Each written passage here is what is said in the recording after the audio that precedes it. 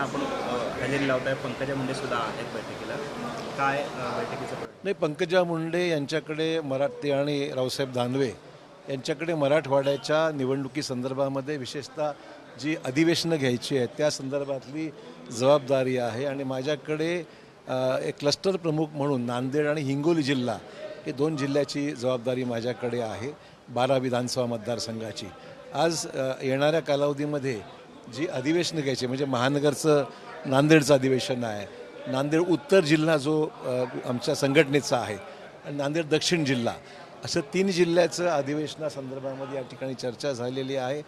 एक निवडणुकीची पूर्वतयारी आणि अधिवेशनाच्या कालावधीमध्ये सर्व कार्यकर्त्यांचं त्या ठिकाणी एकत्र येणं, राजकीय ह्याच्यावर चर्चा होईल, काही निर्णय घेतले जातील आणि त्याचबरोबर आगामी काळामध्ये ज्या निवडणुकीसंदर्भात जी आता निवडणुकीची प्रक्रिया सुरू आहे सध्या तेव्हा तक्रारी भरपूर आहेत. नावं एकेका व्यक्तीचं 2-2, 3-3 ठिकाणी नावं आलेली आहेत. त्याही बाबतीमध्ये आम्ही जिल्हाधिकाऱ्यांना भेटलेलो आहे.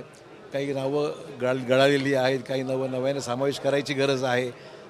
लोकांची इच्छा तशी आहे कारण फॉर्म भरून दिलेले आहेत. त्यामुळे ती प्रक्रिया आता 1 तारखेपासून 16 तारखेपर्यंत सगळ्या जिल्ह्यांमध्ये निवडणूक आयोग राबवणार आहे. त्याच्यावर साधक बाधक चर्चा प्रत्येक जिल्ह्याची म्हणजे या 3 जिल्ह्याची झालेली आहे. त्यामुळे एकंदरीतच आपण पाहाल की ही निवडणुकीची पार्श्वभूमीवर होणारी ही बैठक आहे.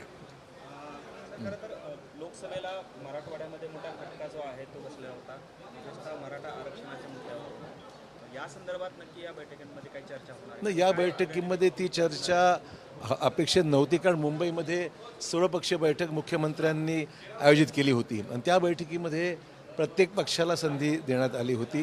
दुर्दैवाने राष्ट्रवादी पवारसाहेबांची पक्ष राष्ट्रवादी किंवा मग उद्धवजींची शिवसेना किंवा आपण पार काँग्रेसचं सुद्धा कोणी प्रतिनिधी हजर नव्हते आणि त्यांनी भूमिका त्यावेळेस काही मांडली नाही आणि मग जरांगे पाटलांनी ही भूमिका घेतली ती योग्यच आहे की त्यांनी भूमिका आपली स्पष्ट करावी.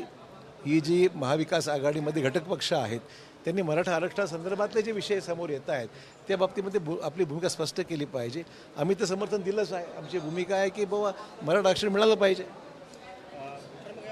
भाजपला खूप मोठा फटका मराठवाड्यामध्ये बसलेला पाहायला मिळाला. मला वाटतं बरेचसे गैरसमज आहेत. 10% आरक्षण देण्यात आलेलं आहे. कुणबी समाजाचं प्रमाणपत्र ज्यांचे दाखले मिळाले त्यांना देण्यात आलेलं आहे. सगळ्या सोयऱ्यांची प्रक्रिया सुरू आहे. सारथीच्या माध्यमातून सुद्धा मोठ्या प्रमाणात मदत शिकण्याकरता लोकांना स्कॉलरशिपच्या माध्यमातून शिकण्याकरता दिले जात आहे. सरकारचं रिक्रुटमेंट चालू असताना रिक्रुटमेंटसुद्धा 10% आरक्षणाची तरतूद सुरू झाली आहे. पोलीसचं रिक्रुटमेंट आहे, MSEBचं रिक्रुटमेंट आहे, त्या ठिकाणी ते सुरू झालेलं आहे आणि त्यामुळे मला वाटतं की आरक्षणाचे फायदे मिळायला सुरू झालेलं आहे. पण हे 10% आरक्षण मिळालं आहे याचा प्रचार आणि प्रसार ज्या पद्धतीने होणं अपेक्षित आहे तो कदाचित लोकांपर्यंत पोहोचला नसावा म्हणून थोडं गैरसमज आहे. ठीक आहे, तर निवडणुका आल्यानंतर तिसरी काय चौथी काय आघाड्या भरपूर होणार आहेत. पण जरांगे पाटील असं म्हणतात की मी मॅनेज होत नाही म्हणून दरेकर आणि जे काही भाजपचे नेते ते माझ्यावर वेगवेगळे आरोप करतायत, मला उडं नाही, मला कोण कोणावर आरोप करतो हा विषय नाही आहे. आम्ही तर व्यक्तिगत जरांगेंना मानणार, मी स्वतः त्यांना मानतो कारण मराठा आरक्षणामध्ये त्यांचं खूप मोठं योगदान आहे असे माझी व्यक्तिगत भूमिका आहे आणि म्हणून त्यांचा मी नितांत आदर करतो.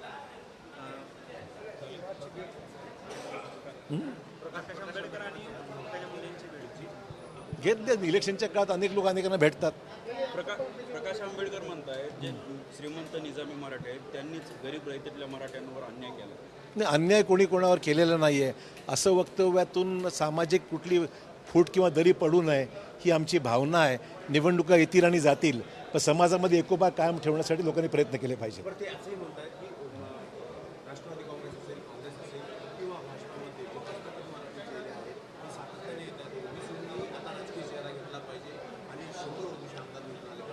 असं आहे तर त्यांचं मत आहे, त्यांच्या पक्षाची भूमिका आहे.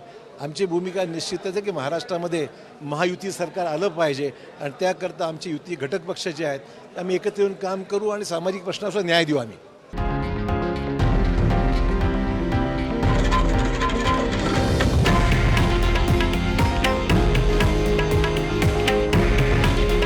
हे आहे देशातील नंबर 1 न्यूज नेटवर्क आणि आपण पाहत आहात TV9 मराठी. काळजी तुमची, हित महाराष्ट्राचं.